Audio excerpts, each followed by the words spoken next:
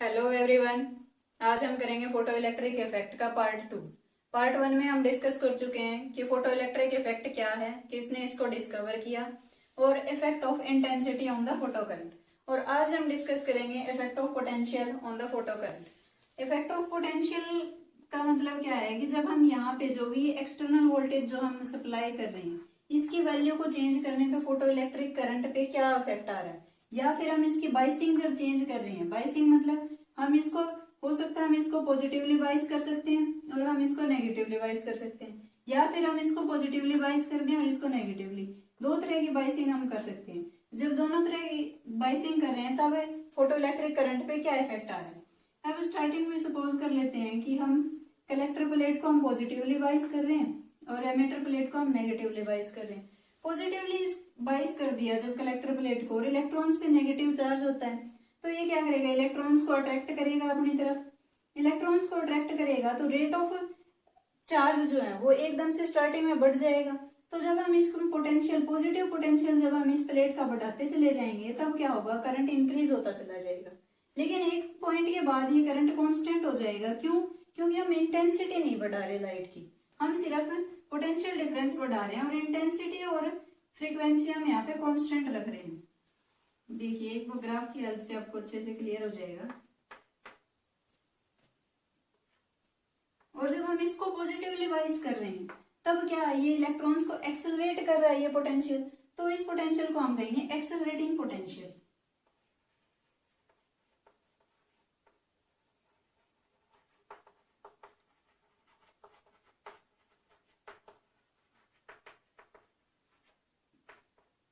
Accelerating potential. अब हम इसकी ना ही तो इंटेंसिटी में कोई चेंज कर रहे हैं और ना ही फ्रीक्वेंसी में कोई चेंज कर रहे हैं। जब इंटेंसिटी चेंज नहीं हो रही, मतलब जो नंबर ऑफ इलेक्ट्रॉन्स इजेक्ट हो रहे हैं वो सेम है। नंबर ऑफ इलेक्ट्रॉन्स जो इजेक्ट हो रहे हैं उनकी काउंटिंग ना ही तो बढ़ा रहे हैं हम, ना ही घटा रहे हैं। लेट अस सपोज कर लिया कि 10 इलेक्ट्रॉन्स एक सेकंड में इजेक्ट हो रहे हैं। यहाँ पे 10 इलेक्ट्रॉन्स इजेक्ट हो रहे हैं। जब हम इस पे कोई पोटेंशियल अप्लाई नहीं करते तो अब इन 10 इलेक्ट्रॉन्स की कुछ ना कुछ काइनेटिक एनर्जी होगी। यहाँ पे उस काइनेटिक एनर्जी की वजह से कुछ इलेक्ट्रॉन्स कलेक्टर प्लेट तक रीच कर जाएंगे। कलेक्टर प्लेट तक इलेक्ट्रॉन आ रहे हैं, मतलब चार्ज सर्क्यूलेट कर रहा है। जब चार्ज मूव कर रहा है तब हम कहेंगे कि यहाँ पे फोटो इलेक्ट्रिक करंट भी जनरेट होगा। इट मीन्स जब हम जीरो पोटेंशियल अप्लाई कर रहे हैं तब भी हमारा कुछ ना कुछ हमें फोटो इलेक्ट्रिक करंट देखने को मिलेगा। जब जीरो पोटेंशियल है तब हमारी करंट की वैल्यू कुछ ना कुछ होगी, वो हम ये हाइट तक मान लेते हैं।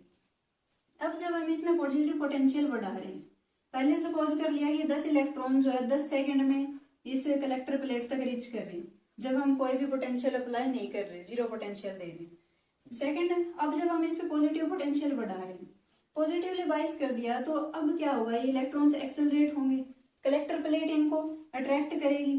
तो हो सकता है स्टार्टिंग में 5 सेकंड में 10 के 10 इलेक्ट्रॉन इस तक पहुंच जाए। फिर जब हम और ज्यादा बढ़ाएंगे तो हो सकता है 2 सेकंड में इस तक पहुंच जाए, और ज्यादा बढ़ाएंगे तो हो सकता है 1 सेकंड में पहुंच जाए। तो ऐसे ऐसे इलेक्ट्रॉन्स रेट ऑफ चार्ज बढ़ता चला जाएगा। तो स्टार्टिंग में क्या होगा, करंट जो है, अगर रेट ऑफ चार्ज बढ़ रहा है तो इट मीन्स करंट भी बढ़ेगा। तो स्टार्टिंग में हमारा करंट थोड़ा सा इंक्रीज होगा और फिर कांस्टेंट हो जाएगा। अब ये कांस्टेंट क्यों हो गया, क्योंकि यहाँ पे इलेक्ट्रॉन्स तो 10 ही होंगे, क्योंकि हम इंटेंसिटी नहीं बढ़ा रहे। अगर इंटेंसिटी बढ़ाएंगे तो यहाँ पे नंबर ऑफ इलेक्ट्रॉन्स बढ़ जाएंगे। अब ऐसा नहीं है कि जब हम इसको बहुत ज्यादा पॉजिटिव चार्ज दे देंगे, पॉजिटिवली वाइज कर देंगे, बहुत ज्यादा वोल्टेज सप्लाई कर दें तो इस एमिटर प्लेट से इलेक्ट्रॉन्स को बाहर निकाल देगा। नहीं, जो इंसिडेंट रेडिएशन की वजह से जो इलेक्ट्रॉन्स बाहर निकल रहे हैं ये सिर्फ उन्हीं को अट्रैक्ट करेगा। और वो जब 10 के 10 इलेक्ट्रॉन से अपने अट्रैक्ट कर लेगा तो 10 इलेक्ट्रॉन और इजेक्ट नेक्स्ट 1 सेकंड में होंगे, तो नेक्स्ट वो 10 एक साथ इजेक्ट अपनी तरफ अट्रैक्ट कर लेगा। तो यहाँ पे इलेक्ट्रॉन्स वो सारे के सारे अट्रैक्ट कर लेगा। अब इलेक्ट्रॉन्स नहीं बढ़ रहे, यहाँ पे काउंटिंग नहीं बढ़ रही इलेक्ट्रॉन्स की, इसीलिए करंट जो है एक टाइम के बाद कांस्टेंट हो जाएगा। अब जब हम इसमें नेगेटिव, अब इसकी बाइसिंग जब हम चेंज करते हैं, इसको जब हम नेगेटिवली बाइस कर देते हैं और इसको पॉजिटिवली बाइस, अब क्या होगा, कलेक्टर प्लेट जो है ये इलेक्ट्रॉन्स को रिपेल करेगी। अब इलेक्ट्रॉन्स को रिपेल कर रही है मतलब इनके मोशन को ये अपोज कर रही है। तो इसको जब हम इसको एमिटर को पॉजिटिव और कलेक्टर को नेगेटिव कर रहे हैं तो इसको हम कहेंगे रिटार्डिंग पोटेंशियल।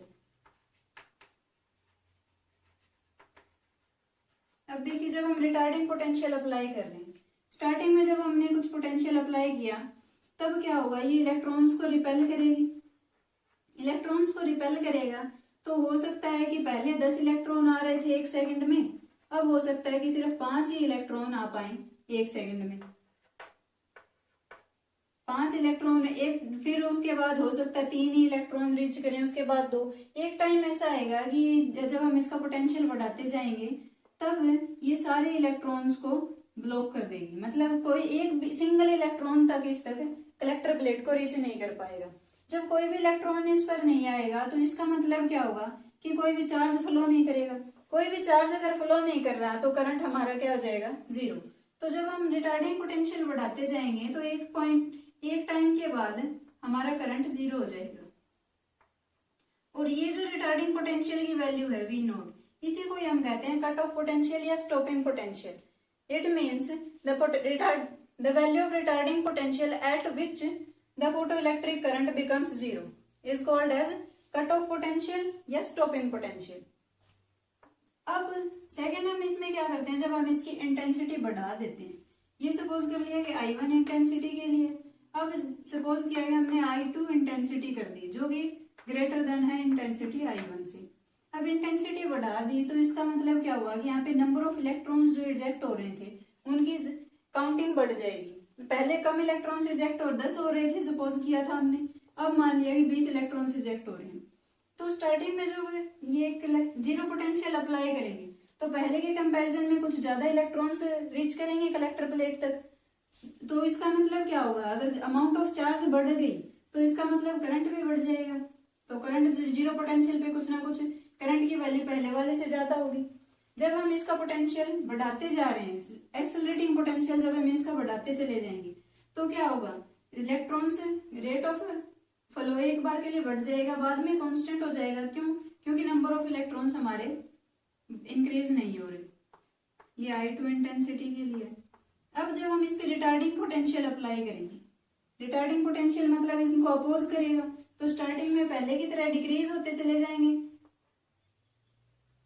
और एक पॉइंट के बाद ऐसे वोल्टेज आएगी जिसपे क्या होगा, फोटो इलेक्ट्रिक करंट जो है वो 0 हो जाएगा। क्यों? क्योंकि कोई भी इलेक्ट्रॉन इस तक रीच नहीं कर पाएगा। अब जो ये कट ऑफ पोटेंशियल है, ये दोनों कोई भी इंटेंसिटी बढ़ा दो, अब इसकी वैल्यू चेंज नहीं होगी। क्यों? क्योंकि सिर्फ यहाँ पे इलेक्ट्रॉन्स बढ़ रहे हैं, इलेक्ट्रॉन्स की एनर्जी नहीं बढ़ रही। जितने अगर इलेक्ट्रॉन्स की एनर्जी बढ़ेगी तब हमें यहाँ पे ज्यादा पोटेंशियल अप्लाई करना पड़ेगा उनको रोकने के लिए। अब सभी की एनर्जी बढ़ाने के लिए हमें इसकी फ्रीक्वेंसी में चेंज करना पड़ेगा। अब हम इनकी सिर्फ काउंटिंग बढ़ रही है, ना कि इनकी एनर्जी। इनकी काइनेटिक एनर्जी जो पहले थी वही है। अब जब काइनेटिक एनर्जी नहीं बढ़ रही है तो हम सेम पोटेंशियल अप्लाई करके भी ज्यादा अगर इलेक्ट्रॉन्स बढ़ भी गए हैं तो उनको रोक सकते हैं। इसी वजह से हमारे स्टॉपिंग पोटेंशियल की वैल्यू इंक्रीज या डिक्रीज नहीं होती जब हम इंटेंसिटी बढ़ाते हैं। अब इसमें नेक्स्ट टॉपिक आता है अपना effect of frequency on the photo electric current. चलिए वो भी देख लेते हैं।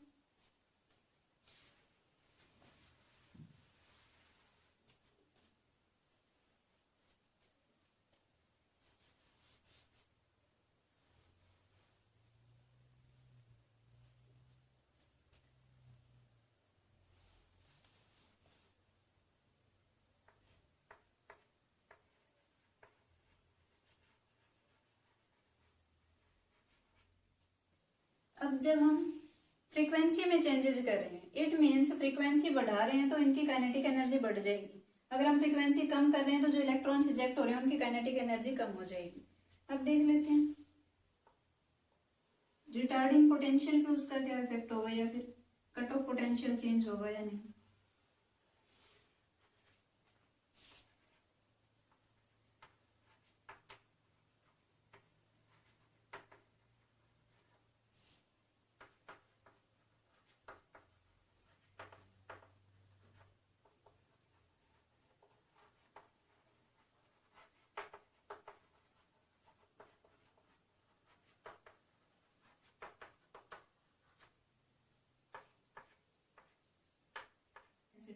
अब हम देख लेते हैं कि जब हम फ्रीक्वेंसी चेंज कर रहे हैं तब रिटार्डिंग पोटेंशियल पे क्या इफेक्ट आ रहा है। जब हम फ्रीक्वेंसी चेंज कर देंगे इट मीन्स पहले देख लेते हैं कि 0 पोटेंशियल पे क्या होगा, कि कोई न्यू वन फ्रीक्वेंसी पे हम कंसिडर कर रहे हैं। जब जीरो पोटेंशियल होगा तब, और जो हम फ्रीक्वेंसी अप्लाई कर रहे हैं न्यू 1 न्यू 2 न्यू 3 जो भी करेंगे वो अबव थ्रेशोल्ड फ्रीक्वेंसी होनी चाहिए, ये कंडीशन है। अबव थ्रेशोल्ड फ्रीक्वेंसी जब हम अप्लाई करेंगे इट मीन्स इलेक्ट्रॉन्स इजेक्ट होंगे। इलेक्ट्रॉन्स इजेक्ट होंगे जब पोटेंशियल जीरो होगा तब भी कुछ ना कुछ इलेक्ट्रॉन्स इस कलेक्टर प्लेट तक पहुंचेंगे। इट मीन्स जीरो पोटेंशियल पे कुछ ना कुछ करंट होगा।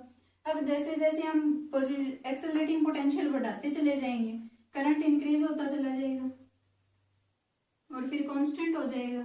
क्यों क्यों क्योंकि नंबर ऑफ इलेक्ट्रॉन्स, अब हम इंटेंसिटी में चेंज नहीं कर रहे और नंबर ऑफ इलेक्ट्रॉन्स हमारे सेम है, हम पहले भी देख चुके हैं। ये एक टाइम के बाद ये कांस्टेंट हो जाएगा।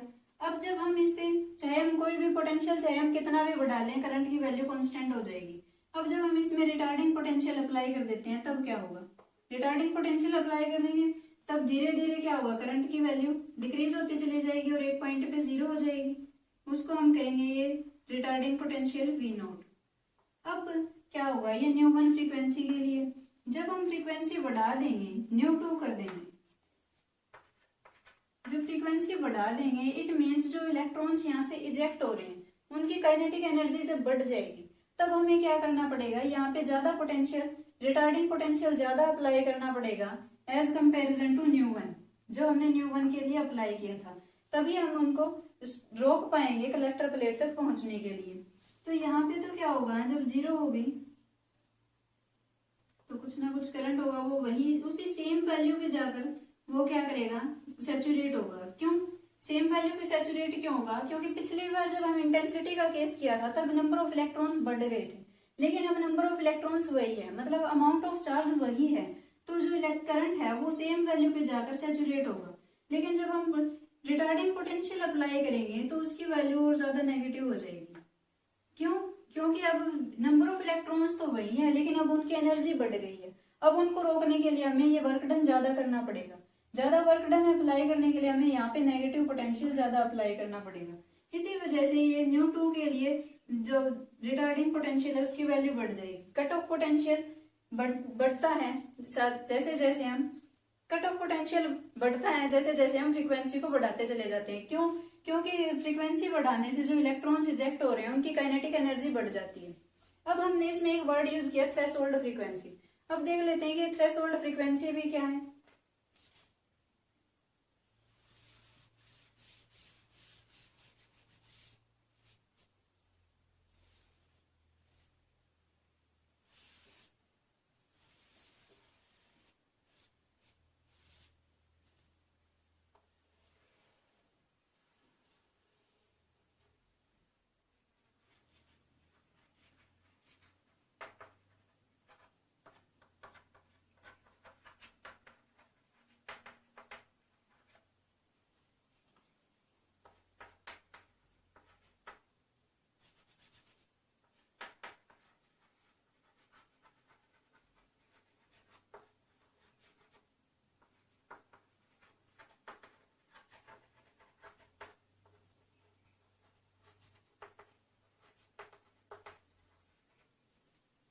थ्रेशोल्ड फ्रीक्वेंसी, थ्रेशोल्ड फ्रीक्वेंसी क्या है, मिनिमम फ्रीक्वेंसी है जिससे पहले फोटोइलेक्ट्रिक एमिशन नहीं होता।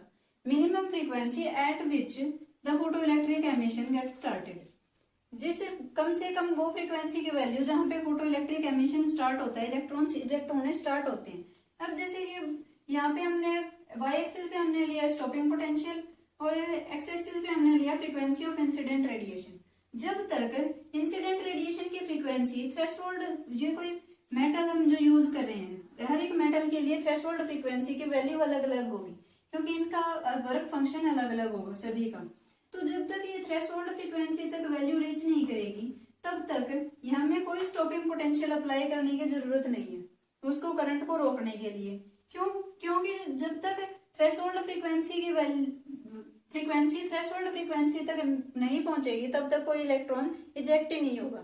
इजेक्ट नहीं होगा तो करंट वैसे ही फ्लो नहीं करेगा। तो जब हमारी थ्रेशोल्ड फ्रीक्वेंसी तक पहुंच जाएगी जब वैल्यू, अब जब एक बार फ्रीक्वेंसी की वैल्यू थ्रेशोल्ड फ्रीक्वेंसी तक आ जाती है उसके बाद हम जैसे जैसे फ्रीक्वेंसी बढ़ाते जाएंगे वैसे वैसे हमारे स्टॉपिंग पोटेंशियल की वैल्यू भी बढ़ती चली जाएगी। यही थी थ्रेशोल्ड फ्रीक्वेंसी।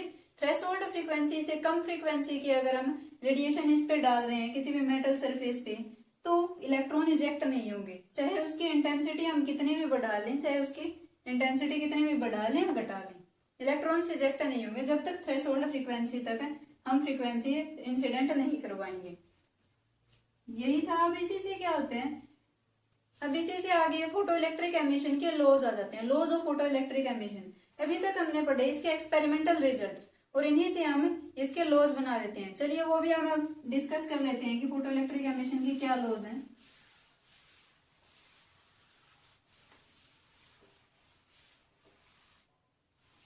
पहला लॉ, अभी इसमें पहला लॉ तो यही है कि for a given metallic surface, जो भी हम मेटल्स का यूज करेंगे उनके लिए कोई कम से कम फ्रीक्वेंसी होगी जिससे कम फ्रीक्वेंसी पे इलेक्ट्रॉन्स का इजेक्शन नहीं होगा, और उसी फ्रीक्वेंसी को हम कहेंगे थ्रेशोल्ड फ्रीक्वेंसी। उससे उससे कम पे इजेक्शन नहीं होगा चाहे इंटेंसिटी कुछ भी हो। इसको हम लिख भी लेते हैं, for a metallic given metallic surface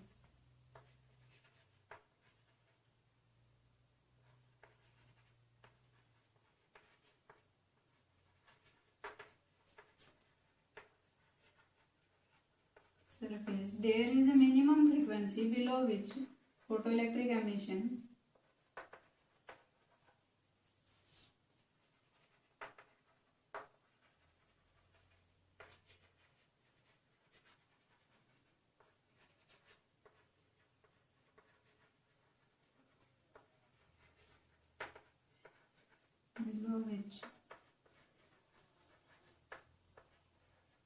photoelectrons does not emit.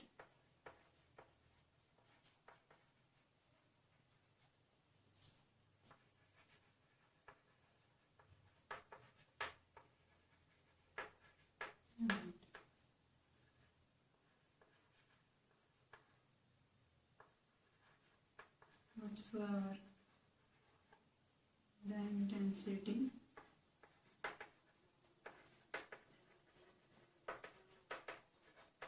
of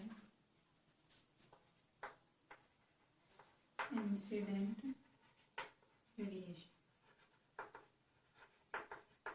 अब इसमें यही बात है कि तब तक एमिशन, जब तक थ्रेशोल्ड फ्रीक्वेंसी तक हमारी वैल्यू नहीं जाएगी below minimum frequency called threshold frequency. ये भी लाइन ऐड कर देना इसमें, कॉल्ड थ्रेशोल्ड फ्रीक्वेंसी। जब तक थ्रेशोल्ड फ्रीक्वेंसी से ज्यादा हम फ्रीक्वेंसी नहीं करेंगे तब तक फोटो इलेक्ट्रिक एमिशन नहीं होगा, फोटो इलेक्ट्रॉन्स एमिट नहीं होंगे चाहे उसकी कुछ भी whatsoever is the intensity of incident radiation. Second point इसमें क्या आता है कि जब एक बार हम थ्रेशोल्ड फ्रीक्वेंसी से ज्यादा फ्रीक्वेंसी की जब उसमें लाइट इंसिडेंट करवाते हैं तब करंट जो होगा वो डायरेक्टली प्रोपोर्शनल होगा intensity of the light. It means photo electrons, जो number of photo electrons ejected are directly proportional to the intensity of light. इसे लिख लेते हैं अबव द थ्रेशोल्ड फ्रीक्वेंसी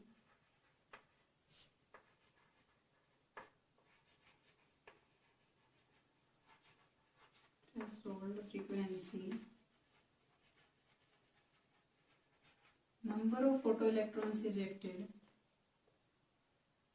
इसको इस तरीके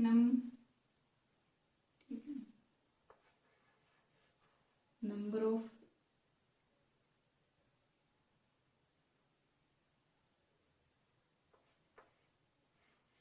फोटोइलेक्ट्रॉन्स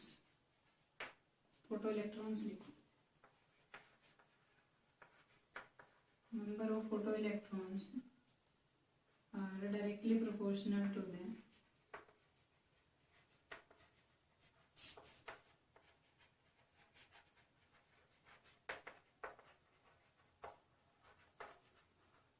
the intensity of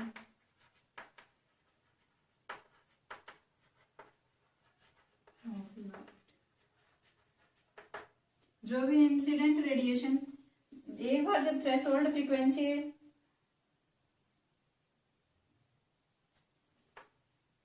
ठीक है, यही है कि above the threshold frequency number of photo electrons, मतलब जो इलेक्ट्रॉन्स इजेक्ट हो रही हैं उनकी वैल्यू क्या होगी, वो डायरेक्टली प्रोपोर्शनल होंगे इंटेंसिटी ऑफ द लाइट के। जैसे जैसे हम इंटेंसिटी बढ़ाते चले जाएंगे नंबर ऑफ फोटो इलेक्ट्रॉन्स भी बढ़ते चले जाएंगे। थर्ड इसमें क्या आता है, थर्ड यही है कि आफ्टर द थ्रेशोल्ड फ्रीक्वेंसी जो इलेक्ट्रॉन्स इजेक्ट हो रहे हैं उनकी काइनेटिक एनर्जी क्या होगी, डायरेक्टली प्रोपोर्शनल टू द, लिख लेना इसे आप, उनकी काइनेटिक एनर्जी डायरेक्टली प्रोपोर्शनल होगी frequency of the incident radiation की, न्यू से हम डिनोट कर रहे हैं फ्रीक्वेंसी को। अब और जो फोटो इलेक्ट्रिक एमिशन है, फोर्थ पॉइंट आता है इसमें, जो फोटो इलेक्ट्रिक एमिशन है वो इंस्टेंटेनियस प्रोसेस है। एक बार जब थ्रेशोल्ड वैल्यू, इंसिडेंट फ्रीक्वेंसी की वैल्यू थ्रेशोल्ड फ्रीक्वेंसी तक पहुंच जाती है तब इलेक्ट्रॉन्स 10⁻⁹ सेकंड के अंदर ही इजेक्ट हो जाते हैं। फोटो इलेक्ट्रिक एमिशन स्टार्ट हो जाता है अंडर 10⁻⁹ सेकंड। वह भी ये इंस्टेंटेनियस प्रोसेस है, इसमें टाइम नहीं लगता। अब इसमें क्या आता है, अब हम इसमें देख लेते हैं कि क्लासिकल थ्योरी के अकॉर्डिंग क्या था।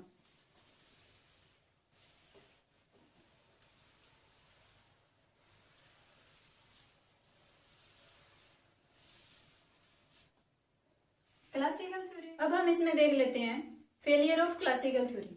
फेलियर ऑफ क्लासिकल थ्योरी क्या है, classical theory photo electric effect को एक्सप्लेन नहीं कर पाई थी, वो फेल हो चुकी थी। अकॉर्डिंग टू क्लासिकल थ्योरी क्या है, जैसे जैसे हम इंटेंसिटी अगर हम बढ़ा रहे हैं, फ्रीक्वेंसी चाहे कुछ भी हो, लेकिन अगर इंटेंसिटी ज्यादा है तो क्या होगा, फोटो इलेक्ट्रिक एमिशन होगा, फोटो इलेक्ट्रॉन से इजेक्ट होंगे। But according to modern theory हम देख चुके हैं कि जैसे अगर हम फ्रीक्वेंसी जब तक थ्रेशोल्ड फ्रीक्वेंसी तक नहीं पहुंचेगी तब तक चाहे इंटेंसिटी कुछ भी हो तो फोटो इलेक्ट्रिक एमिशन नहीं होगा। तो ये जो पॉइंट था, first point, classical theory explain नहीं कर पाई थी। सेकंड पॉइंट इसमें क्या है कि क्लासिकल थ्योरी के अकॉर्डिंग क्या था, जो काइनेटिक एनर्जी है, इलेक्ट्रॉन्स रिजेक्ट हो रहे हैं, वो डायरेक्टली प्रोपोर्शनल हो गए इंटेंसिटी ऑफ द लाइट।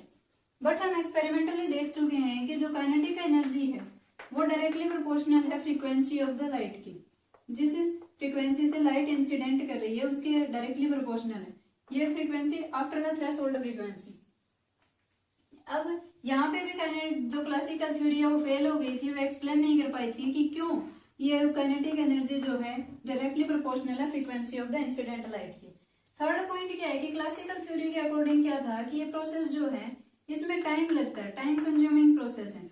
लेकिन हम देख चुके हैं कि एक्सपेरिमेंटली हम देख चुके हैं कि ये बहुत ही आफ्टर थ्रेशोल्ड फ्रीक्वेंसी तक एक बार पहुंचने के बाद 10⁻⁹ सेकंड में ये इलेक्ट्रॉन इजेक्ट हो जाता है। ये हमारा हम एक्सपेरिमेंटली देख चुके हैं कि एक सडन प्रोसेस है, टाइम कंज्यूमिंग प्रोसेस नहीं है। तो ये बात भी ये क्लासिकल थ्योरी एक्सप्लेन नहीं कर पाई थी। तो यही था फेलियर ऑफ क्लासिकल थ्योरी। अभी हम इसमें नेक्स्ट डिस्कस करेंगे Einstein's photo electric equation. Einstein's photo electric equation हम